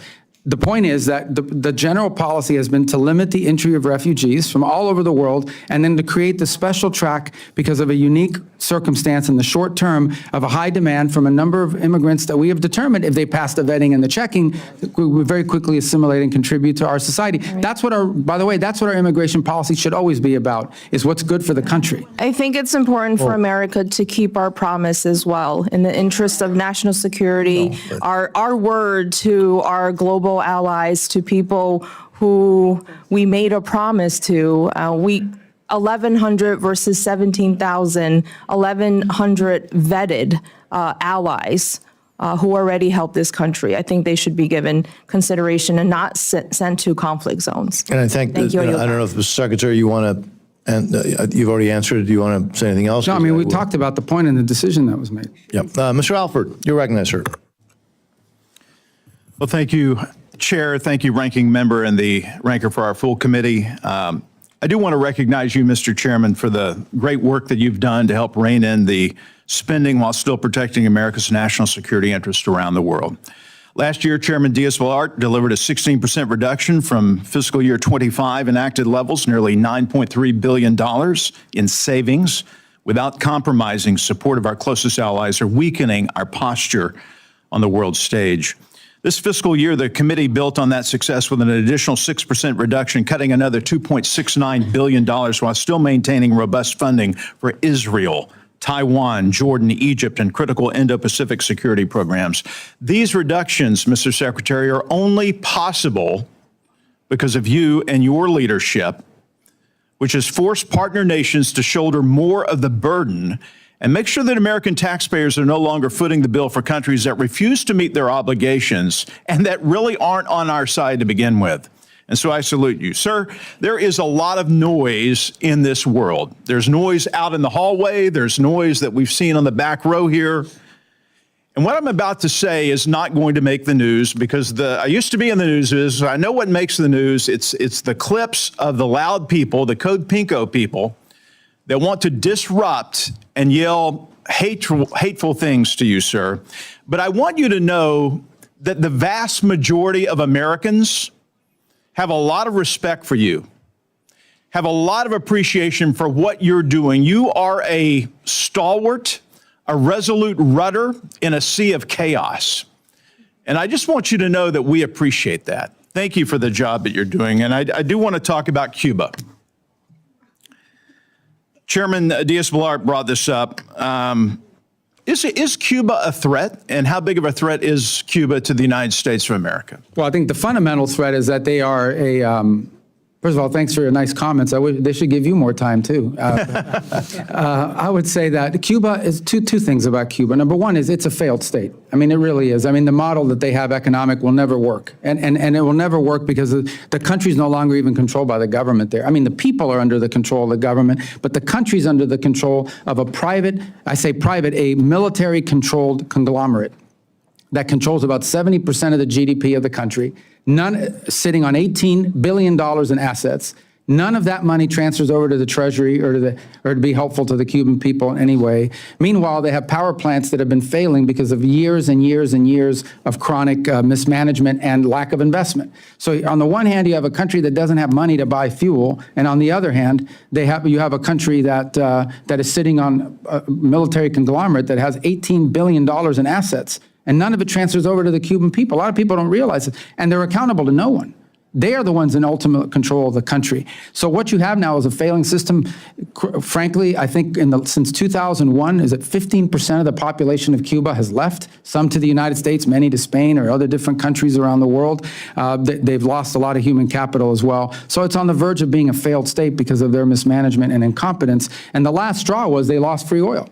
Maduro used to give them free oil. That's really the biggest change since January, is they no longer are getting free oil. And we're not in a world where people are in the business of just giving away oil for free all the time. So they're really struggling with that as well. Now, the second thing I would argue is they are also a base of operation. The Chinese, the Russians operate intelligence collection facilities targeted at the southeastern United States from the island of Cuba. That's well documented. Open source has reported on that repeatedly. They are a country that has long links to all of these many of these transnational ideologically motivated groups in the Western Hemisphere. If you travel extensively in the Western Hemisphere, you will find that behind every disruptive element in their society designed to, for example, overthrow or pressure a pro-American government, there is a Cuban element involved, in fact, many of these countries have expelled either the ambassador and or multiple personnel from the Cuban embassies because of their intelligence and counter and subversive activities inside of their country. And then they have a long history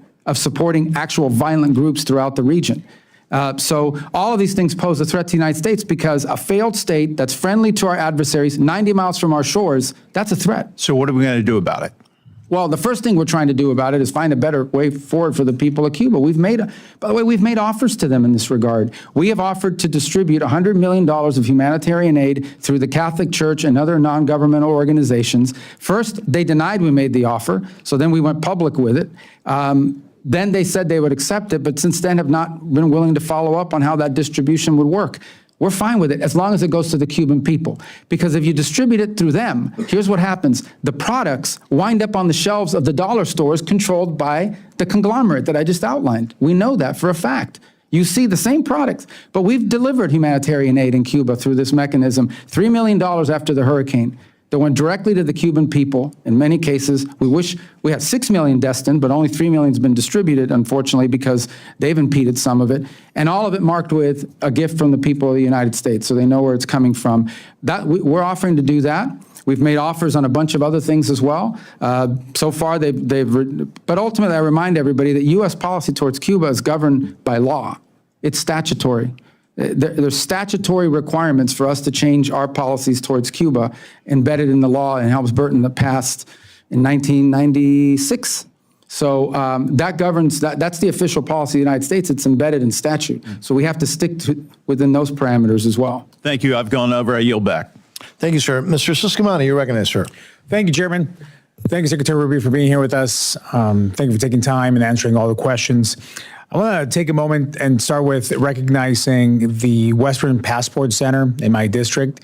They're doing an incredible job. I consistently call, my office does, for passport issues there, and the volume that they handle is incredible, and their customer service is as high as it could be. I visited it in 2024, and just to thank them, and I want to just highlight them for you, just because they're doing such a great job. So I want to start out with that lighter note, I think. Let's go into a heavier topic here. I want to give you also and the president tremendous credit for your work to combat dangerous drug cartels and other transnational criminal networks. Combating international crime is essential to making America safer, stronger, and more prosperous. I want to ask you about another damaging form of international crime, which is human trafficking. This issue hits close to home for my constituents in Arizona. The Department of Justice has identified Phoenix as one of the top human trafficking jurisdictions in the country. And as one of 4 states bordering Mexico, Arizona is a major transit point for traffickers. The National Human Trafficking Hotline has identified over 2,300 cases in Arizona alone, with more than 5,000 victims identified in those cases. Troublingly, the average age of youth trafficked in Arizona is 13 years old, 4 years younger than the national average. There's a strong bipartisan support for the State Department programs to combat trafficking in persons internationally. So given all this, what are the department's regional and/or country-specific priorities for programs to combat trafficking in persons? And how are you ensuring that these programs are successfully implemented in support of the national security interests of the U.S.? Thank you. And obviously, when we talk about human trafficking, you're talking about the international element to it. From our perspective, there's obviously a domestic issue as well, but that's separate from our involvement. A couple points. These migratory routes that existed with mass migration events are the same routes that are used by human trafficking. So clearly, when we had a border crisis, we had people pouring over the border. We had organizations that were involved in trafficking of drugs, contraband, and also people. We know that, and that was a big component to all of this. I believe last year, the number, maybe I'm off by $1 million or $2 million, but it's about $100 million we spent a year ago on human trafficking programs, and it depends on the country. Every country is different. In some cases, some countries are transit zones. They're not sources of human trafficking, but they are a transit zone where human traffickers bring people through. And so oftentimes the assistance is assistance to local authorities and helping to partner with us, identify, or if they're already advanced enough in that field, simply sharing intelligence and information as we gather it and pick it up. In other cases, the assistance, depending on the country, is helping prevent human trafficking. In essence, working and partnering with the host government for programs that help identify potential victims of human trafficking and prevent them from being trafficked before it happens. That's the second. And so it really is country specific, and one of the reasons why it's so critical that these programs not be put in a box and say, here's human trafficking globally.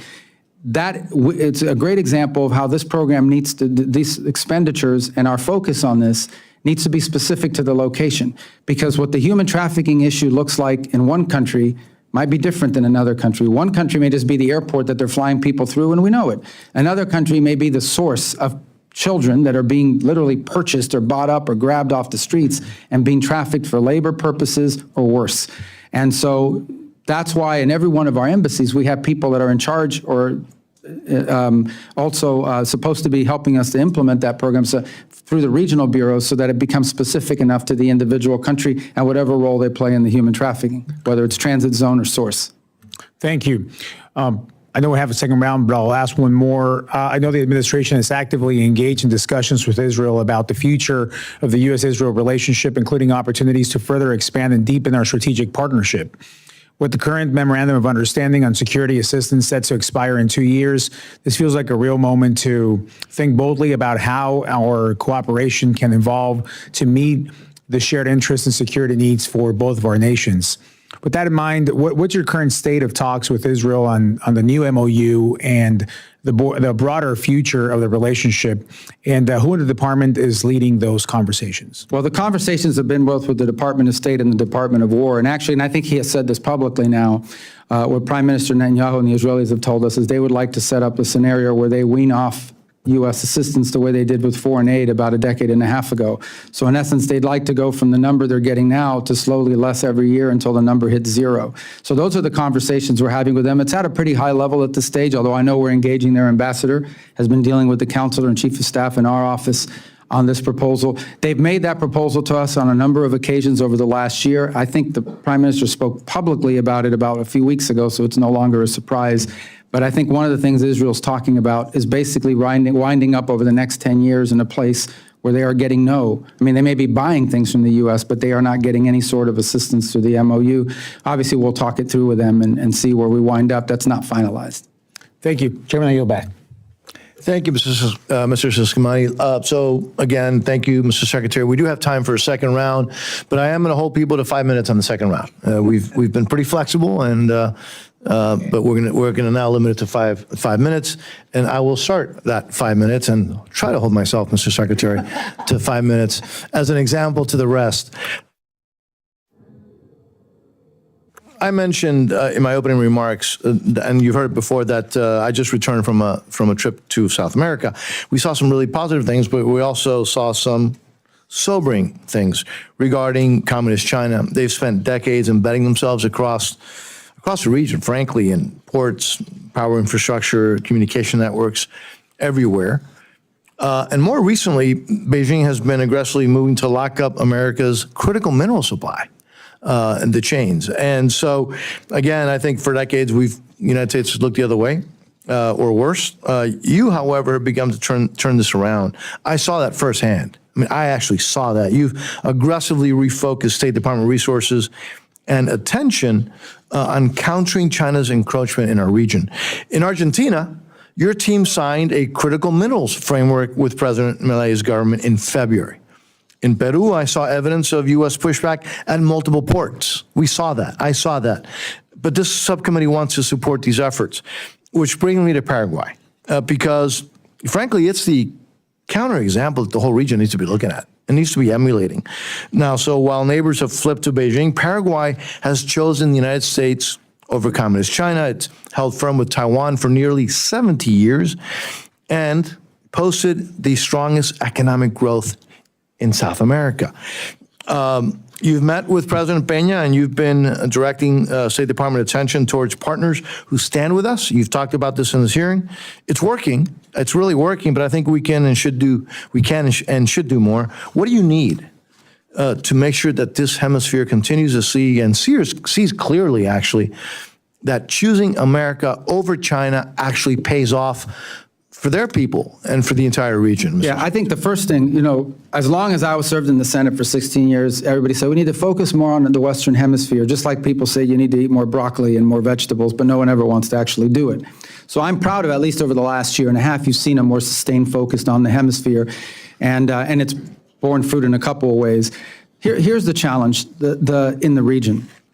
Not only 20 years of negligence in this regard, but what Chinese efforts in the region have done is twofold. The first is it's resource extraction. So they try to establish for themselves access to critical minerals, mining of any sort, and give themselves these long-term contracts, gain these long-term contracts, and that allow them to extract resources, as they do in Africa and other parts of the world as well.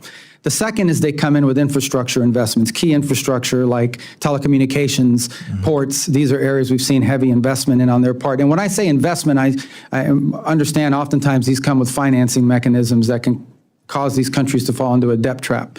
The third thing they do, frankly, is they come in and they promise to build you an amphitheater or a bridge. They may not do a good job at it, but now you owe them money for it, and then they expect your vote at the United Nations and in international forums as leverage. And the challenge in all of this is that oftentimes a country will come to us and say, we want to build X or we want to expand Y, but the only people showing up are Chinese companies. There are no U.S. companies showing up. There are no American alternatives showing up or Western alternatives showing up. And so part of the challenge that we have is to identify and connect those U.S. alternatives and not U.S., Western, allied alternatives to what the Chinese are offering. And to make a compelling argument. And this is the important work of our embassies that they've been focused on, and they'll continue to do. So I think continued support for those efforts is important. We have a fund that provides us a little bit of flexibility that we've asked for in our budget requests that will allow us to very quickly act if the opportunity presents itself. And it's not just State Department money. It would allow us to leverage the resources of the Development Finance Corporation in some cases, depending on how the deal works out. But we most definitely want to see alternatives to what the options have been available to these countries in the past have been, in many cases, solely Chinese companies or Chinese-related companies. Yeah, and we heard that everywhere. Now, look, it's going to surprise everybody. I've got 46 seconds, but I'm going to stop now. I know. No, I'm not going to give it to anybody else, the request, but I am going to recognize the ranking member. Thank you, Mr. Secretary, again for being here. I want to talk to you about I'll give you two unhappy questions. I'm unhappy about this. It's about congressional directives and laws that are being ignored. Number one, the women of the world.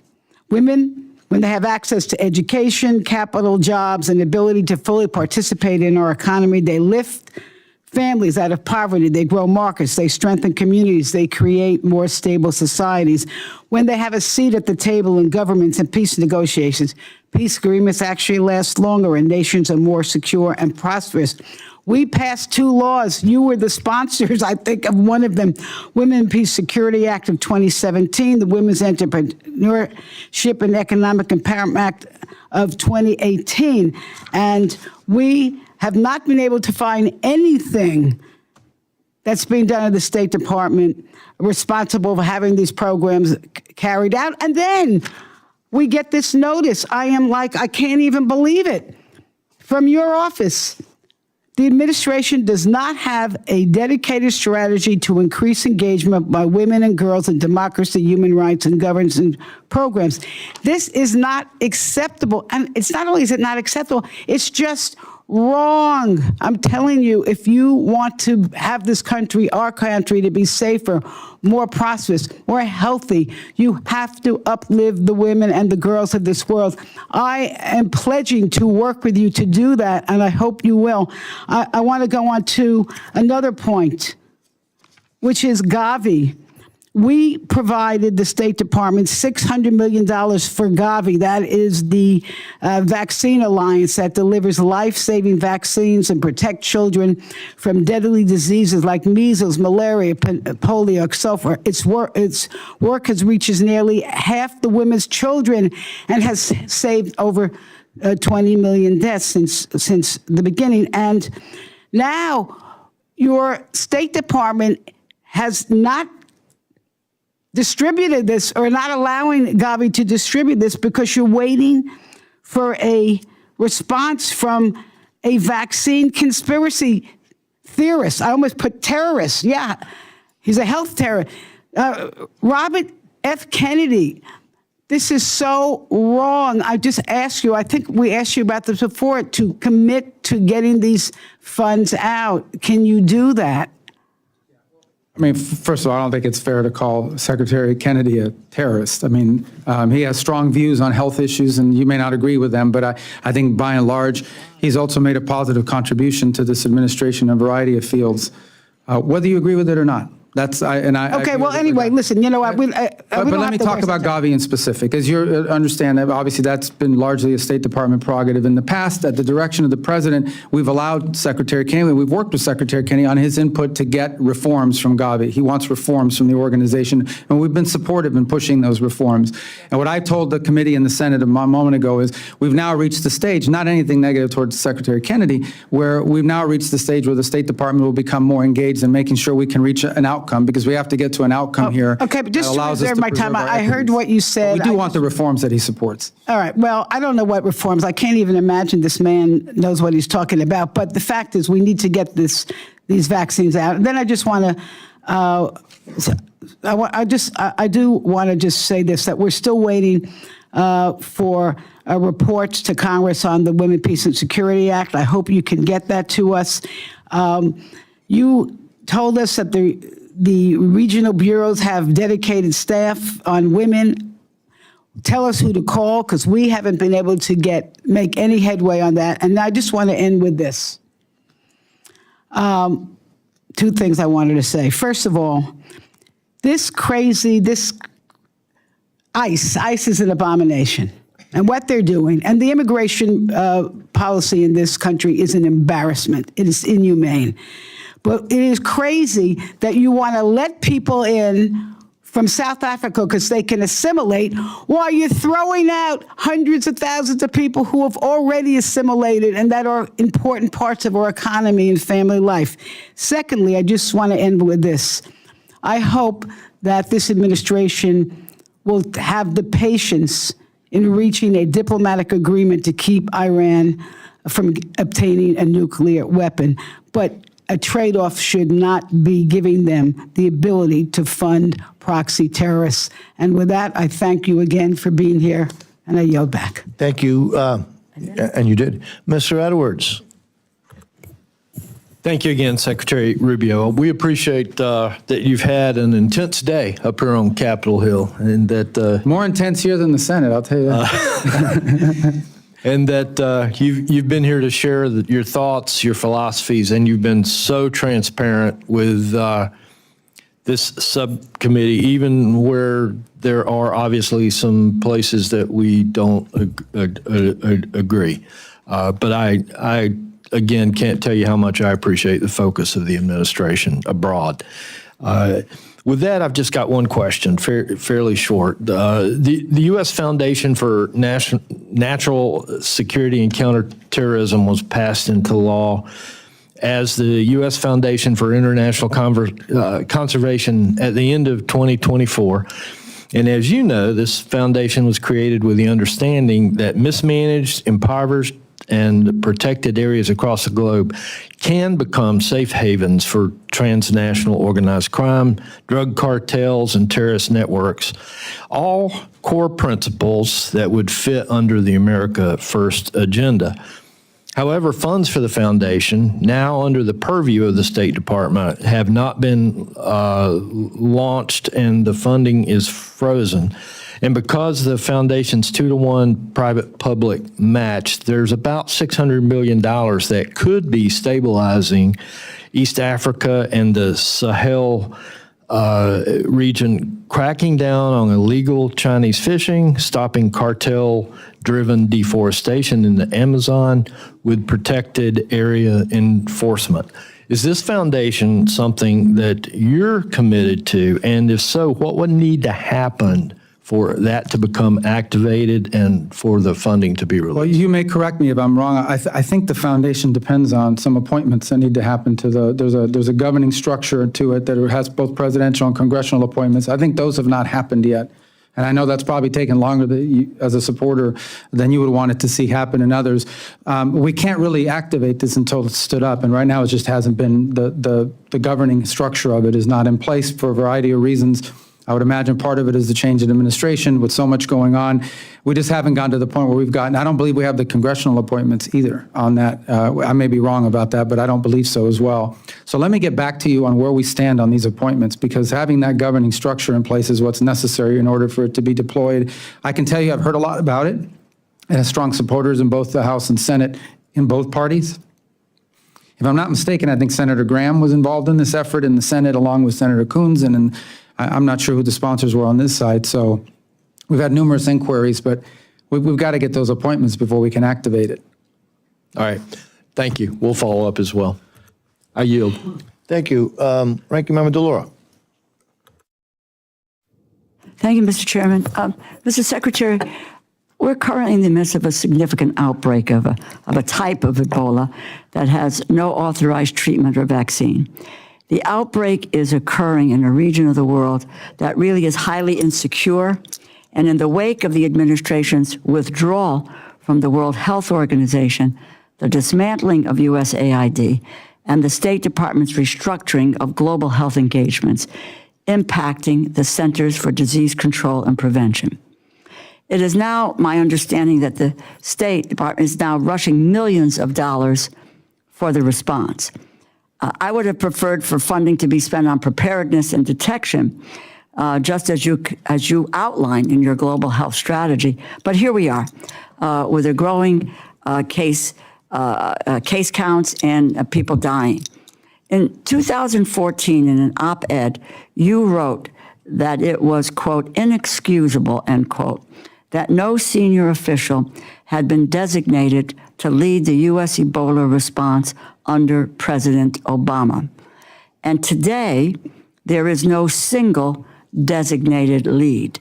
And the senior National Security Council position responsible for coordinating infectious disease and biosecurity is vacant. Mr. Secretary, who is in charge of the Ebola response, and how is that different from what you called inexcusable in 2014? Yeah. Well, it's different in a couple ways. First of all, our response has actually been faster than the response in 2014, both in the ability to flow funds to our partners in the region and in standing up all kinds of facilities. Let me answer the second question first and then get back to the first. We are, at this time, it's an interagency process in which multiple agencies are involved in this response. The U.S. State Department's taking a lead in some aspects of it, but even Department of War is involved in the sense of flowing, for example, the standing up of this clinic, this observation post in Kenya that will allow us to observe exposed Americans or suspected exposures for 21 days. If they are infected, those Americans will be transported to a treatment facility somewhere in Europe or maybe stateside. If after 21 days they're not infected, they continue home. We're standing up that facility. But we flowed, I believe, well over $200 million to partners in this response. This is not a scramble. This is something that broke out in a rural area of a war-torn country and was underreported for over a month. Not because of anything other than the fact that it was in a rural area in a war-torn country that was highly unstable. And on your first point about who's in charge, one of the things that's being discussed in the interagency is whether we need to stand up a specific individuals for this specific case. And that's been proposed. There are a couple people being considered. I don't want to use the term Ebola czar, but someone with the qualifications to sort of serve full-time in the coordination of the interagency. In the interim, the interagency has a daily meeting on this, and we at the State Department have a task force 24/7 on it as well. But it would be in keeping with what you talked about in 2014, to have a single person in charge. It's always better to have a point person. I think you would agree. Well, ultimately, you were trying to coordinate working with multiple the agencies. Yeah. Because it has to be interagency, but there is one person who is coordinating them, and the information flows through. So apparently, you are thinking about doing that. I think it would be sooner than later, and I would just say that I think in the wake of withdrawing from World Health and dismantling of USAID, I think it has put us in a position of really trying to play catch up in this because we should have learned from 2014. Let me just, last year you testified that, quote, "no children are dying on my watch," end quote. Due to the termination of USAID, it has been estimated that the total number of additional child deaths is more than 500,000. While we'll never know the exact number of deaths, I believe that there have been additional child deaths from diarrhea, from malnutrition, from pneumonia, from malaria, and HIV.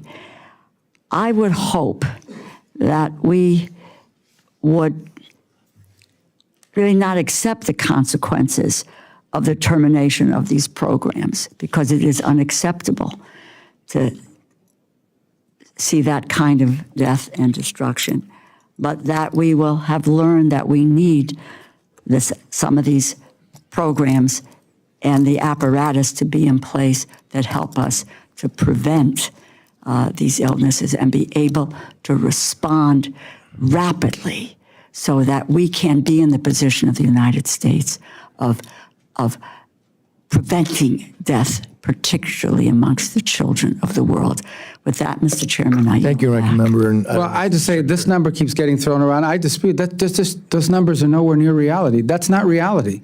That's not a reality that 500,000. Well, I would people be happy to try to document it, but Mr. Chairman, my time has expired. Well, what about my Thank- time? Well, Do I get time to respond, or I just have to listen? I think it's fair for him for the secretary just for a quick response. Mr. Chairman?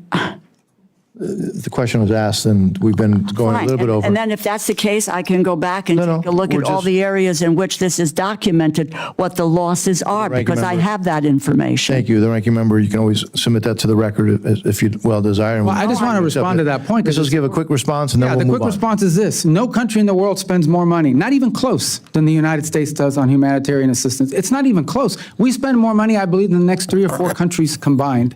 So I would argue if there are such tragic cases happening, and I'm sure there are around the world, it's not because we're not spending enough money, it's because the rest of the world is not spending enough money. Mr. Chairman, 126,000 children died from diarrhea, If I can ask the Ranking Member- 155,000 from I'm malnutrition. going to ask for Ranking Member to suspend, please. Well, We've- but we gave the gentleman a time Well, it was- to you- challenge If I can ask- documented information. But how is If I- diarrhea? Wait, hold on, Ability of the United order. States? Because the programs that deal The with ranking that member- have been dismantled. the We ranking spend more member- money than I anybody hear else. you, Mr. Chairman, Thank and you. I want to be Thank you. responsive. I Thank you. yielded, I ended at my 5 minutes. We will continue. I ended with my 5 You got your questions. The secretary, I think, answered it. Now we will go to Mr. Molinar.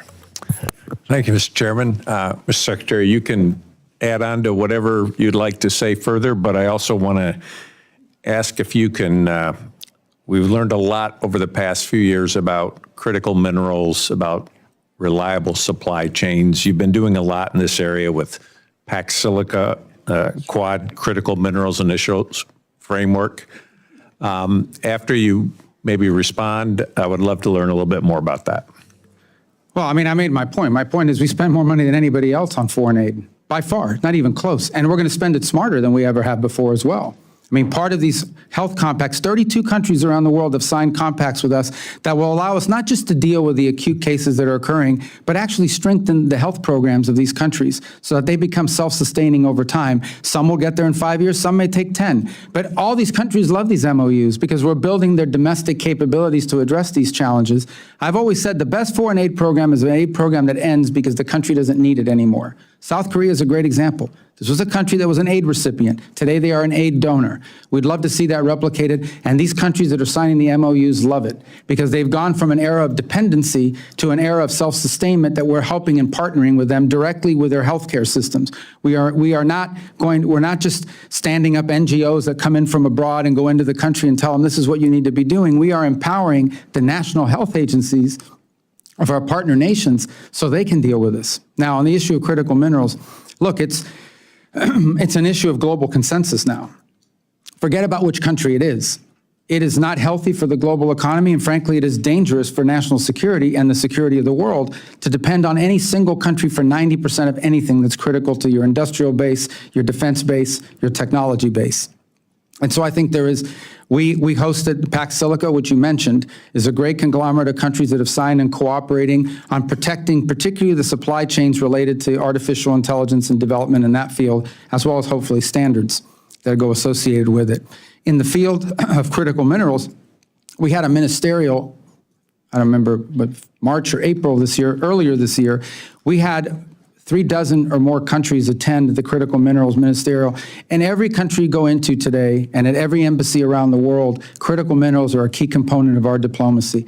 Not just the access to the raw materials, but the ability to process those materials into a usable product that are critical.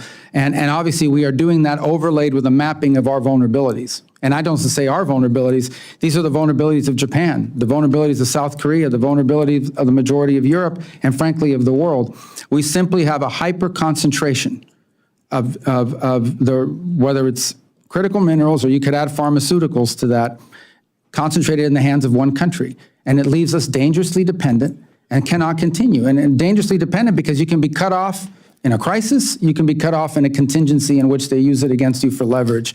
So it's an all-hands-on-deck approach, and I would say almost anywhere you travel in the world, you will find, if you interact with our embassy, that critical minerals and critical mineral agreements and critical mineral cooperation has become central and core focus of our economic diplomacy around the world. Wanted to just follow up on a little bit of a separate issue, but it's something that I know you think about.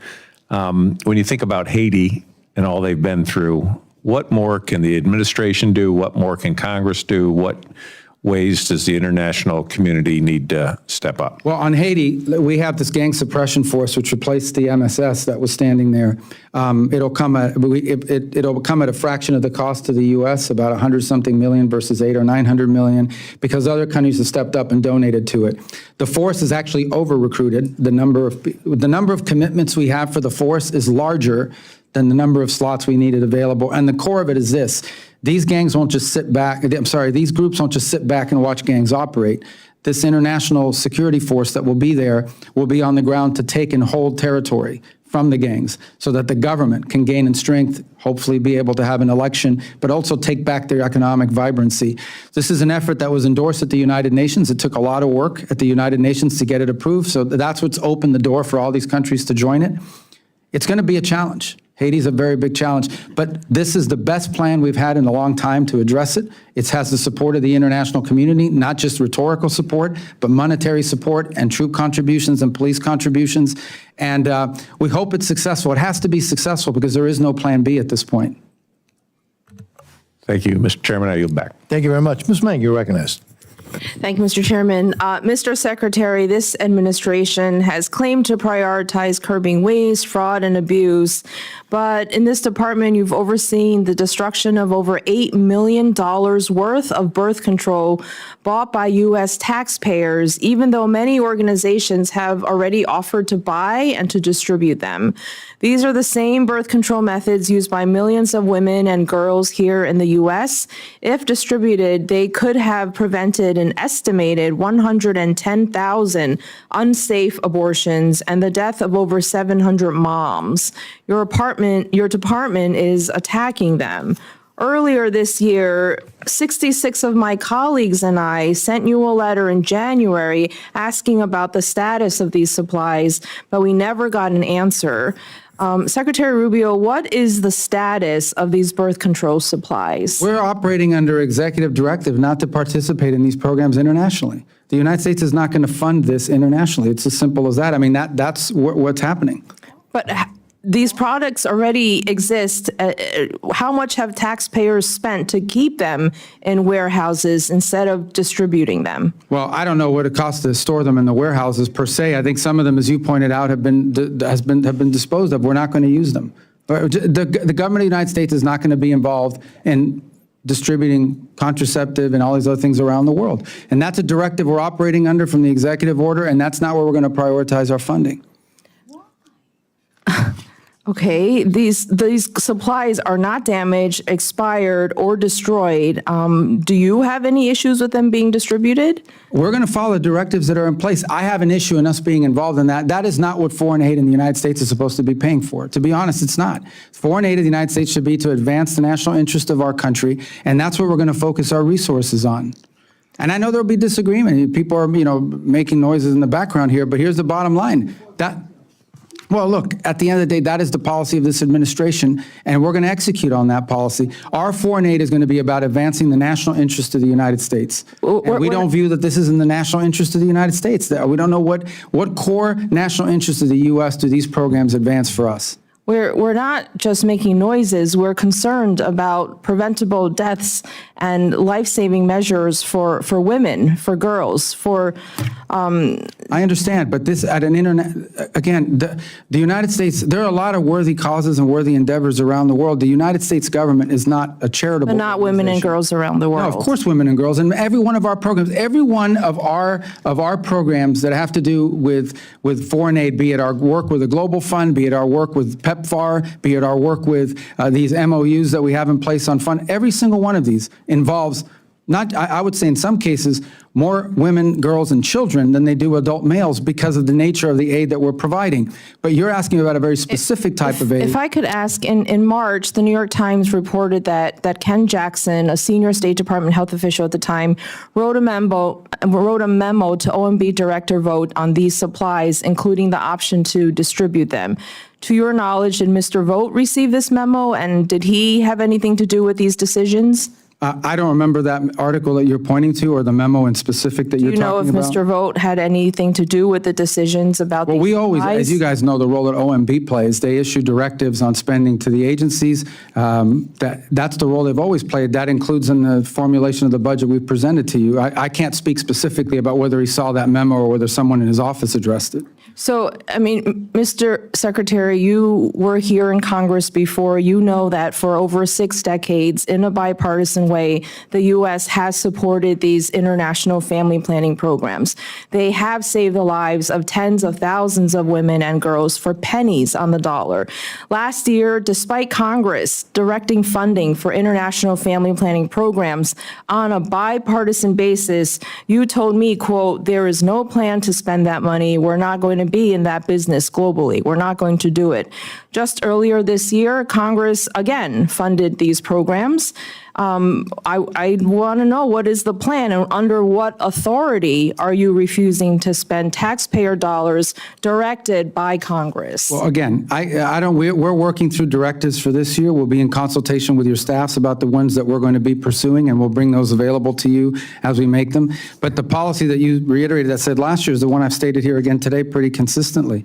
On the issue of directives that you just asked about, I know the appropriations bill from last year had a number of them, and and we'll be working with your staff we haven't finalized yet which ones we have a problem with and which ones we don't, but we'll be doing that here very shortly. Thank you. I yield back. Thank you. Mr. Alford, you're recognized, sir. Well, thank you once again, Chair. Thank you, Secretary. The first World Cup match in the United States of America, I think, is in 9 days. Team Argentina arrived in Kansas City yesterday. We're hosting them. A lot of tourists, or millions of tourists, are coming to the United States of America. Can you talk about what your department has done to get ready for this massive influx of visitors and make sure that cities like Kansas City receive a return on their investment for these events? Well, as you know, we set up an expedited process for visas for people that own the FIFA card. In essence, the FIFA, you have to prove that you have a ticket, you purchased the ticket, you still go through the vetting, you still go through all that process, but you have to prove that you've bought a ticket to a game, not just that you're coming to attend. So that's for the fans' perspective. And so far from what we're interacting now on a daily basis with FIFA and the World Cup people, we feel really good about the processing. There are a couple places that might be more challenging, but by and large, if you own a FIFA ticket and you've registered through that program, you will receive expedited processing to make sure you can attend matches in the United States. Obviously, it's also being hosted by Canada and Mexico, so that provides some level of complexity because some of the matches might begin in Mexico and wind up finishing in the U.S. But nonetheless, we feel pretty good about where we stand on that. In the case of the athletes and the teams themselves, obviously that's been handled separately. They're applying differently. They're still going through the same vetting by and large, but for the most part, we have not had any reports of any teams having a struggle to get here, except for, I will highlight this. The Iranian team has chosen to stay in Mexico as opposed to the United States in the beginning of the match. And we have no problem with the athletes, as we stated earlier, or their support staff, but what we're not going to allow is for them to embed in their delegation a bunch of people that we know have nothing to do with athletics and have ties to the IRGC or things of that nature. So we were going to watch that very closely, and we'll continue to watch that very closely. But by and large, I don't anticipate that problem with any other country. I want to end our final moments talking about global media, real hot topic last year. Can you update us on the new broadcasting plans with recent changes to the government's global media investments? How are we reaching people in the communist authoritarian nations? And how have widespread internet outages, for example, in Iran, affected free media from entering into these contested spaces? So while I believe that program is under the jurisdiction of your committee, we don't entirely, that's an ancillary function to the U.S. State Department. Nonetheless, we have great interest in how it works out because it does have an impact on our diplomacy, on our foreign policy. As you highlighted appropriately, that there was actually an internet outage. It's shut down. The internet was completely shut down in Iran until very recently. It was restarted. So even VPNs wouldn't have worked because you had no access literally to the pipes. They've restarted some limited access to the internet because it was devastating their commercial sector. But it's been problematic. It's been damaging, no doubt about it, and shows you how critical and important it is and why authoritarian regimes are so fearful of it. As you know, recently there was a court order that basically stopped all of the reforms that have been put in place by the previous administrator. So we've had to go back to the drawing board and begin from scratch on rebuilding that global program as a result of that court order. All the decisions that were made by the previous director were also eliminated. Again, we don't control it, but we are involved in giving input and guidance because it does have a direct impact on our ability to conduct diplomacy and on conditions within these countries. Got a minute 30 left. I want to ask one last question. I'm going to pivot back to Gaza just a bit because there's been some allegations made that maybe we aren't living up to our commitment to this 20-point plan. Is the case, sir, not that having to do with Hamas? Hamas was left in place by the previous administration who tied Bibi Netanyahu's hands, refused to let him finish off Hamas, and now we're still having to deal with these terrorists who keep popping up and threatening the people of Gaza who want to get on with a normal life. I mean, at the core is that the issue with Gaza is that our hope is not just for a peace deal. Our hope is for a complete rebuilding of it in a way that's positive, that gives people economic opportunity and some level of governance for themselves without having to be run by a terrorist organization. And so the key to that is investment and attracting. And there's plenty of interest. As I said, both donor countries in the region, companies that want to be involved in the redevelopment, and good people in charge of sort of envisioning what that would look like.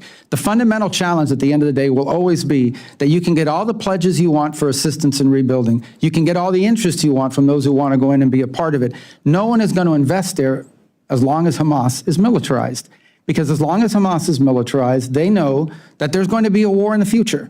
There just is, if Hamas remains in place. So the goal now is to demilitarize Hamas. That is the impediment that's holding up the rest of it is still ongoing, all the planning, all the meetings, all of the, but the impediment to actually effectuating many of these other points is that Hamas still refuses to demilitarize. And it's not just us that are frustrated by it. Many of the partner countries in the region that helped put this deal together are frustrated and pressuring Hamas to comply with that requirement as well. Thank you, sir. I yield back.